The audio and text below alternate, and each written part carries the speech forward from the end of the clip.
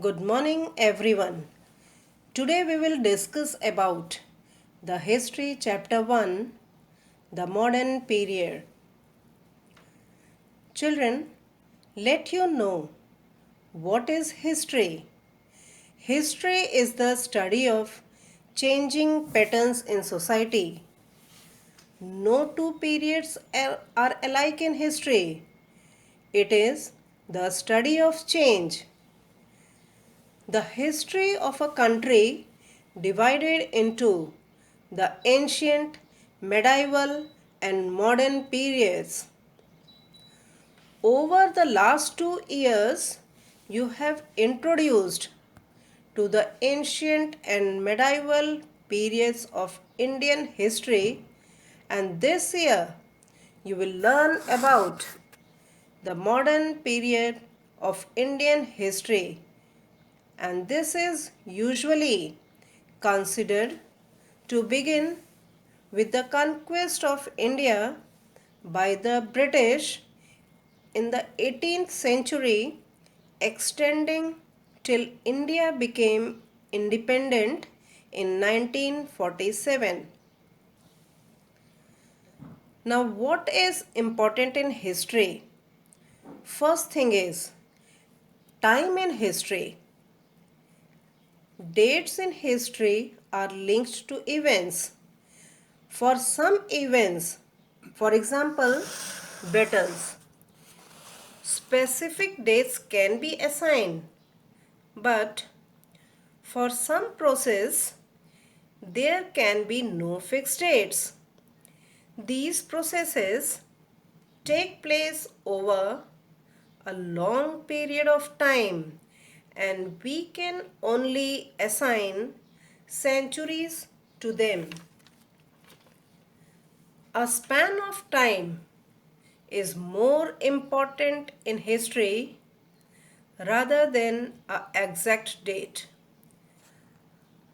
A few decades ago, history was political, and it is easier to define dates for events in political history.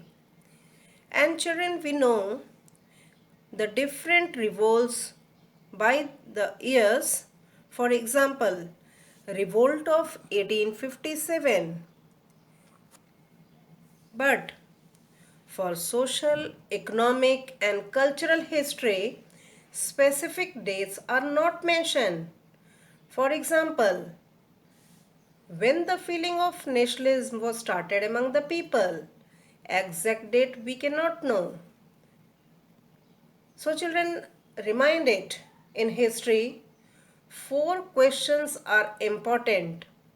First thing is what, second when, third where, and the fourth one is how the incident happened. Second importance is periods in history.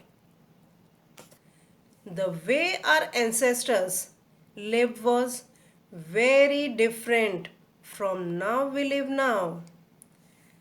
And so, to characterize these changes, historians have divided history into 3 periods: ancient, medieval, and modern. The 18th century is generally taken as the starting point of the modern period, and these we can say these are the defining features of the modern era are: first one is scientific progress, second is industrialization, third one is colonization, and fourth one is urbanization. Next importance of history is interpretation in history. Interpretation means understanding.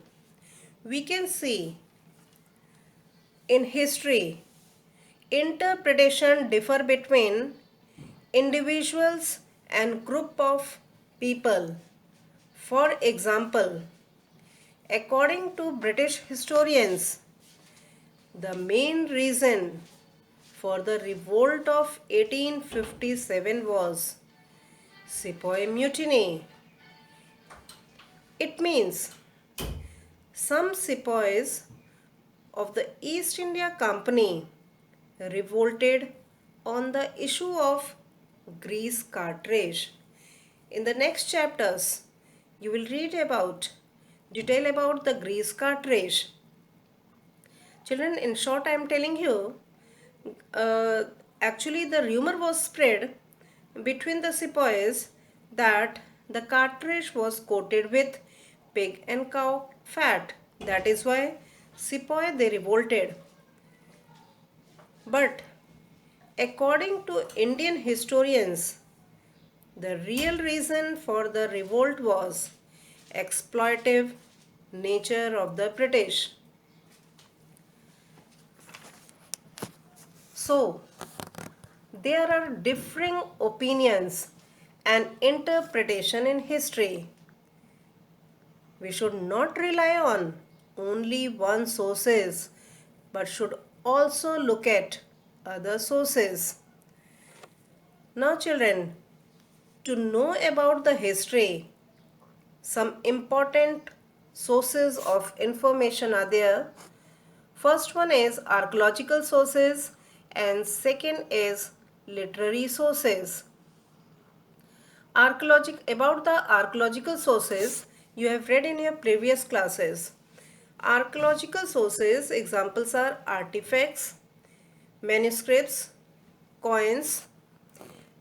Archaeological sources they are of less importance for the study of modern period, and of the three periods of history, modern history has the most abundant sources of information.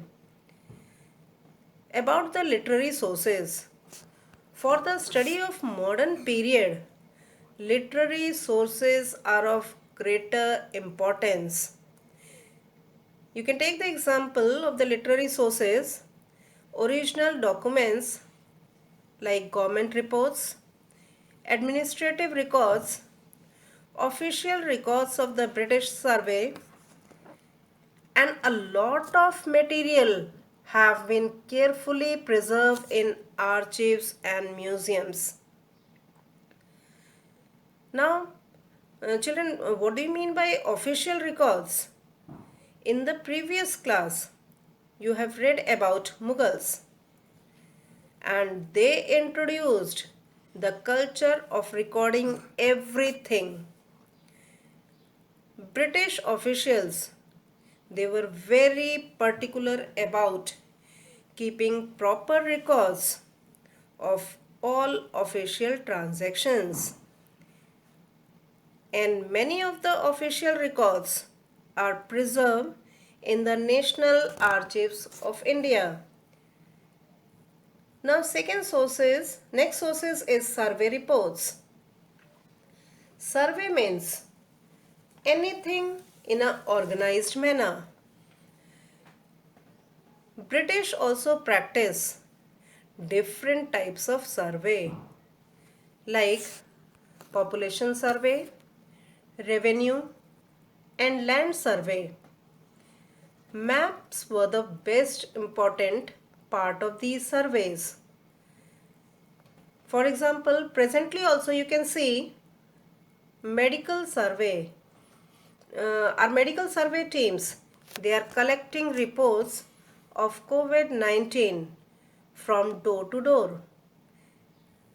Next one is indigenous records.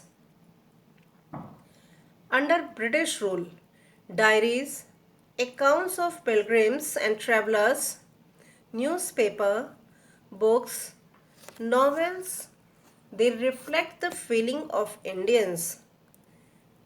Newspapers, they were published in English and in vernacular languages. Vernacular means in local languages so that local people they can understand easily. Now children, I hope you understood the chapter.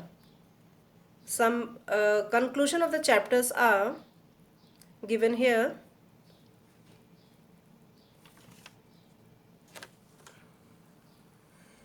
In the next chapter, you will read about the establishment of British colonial rule and the fight we put up against it.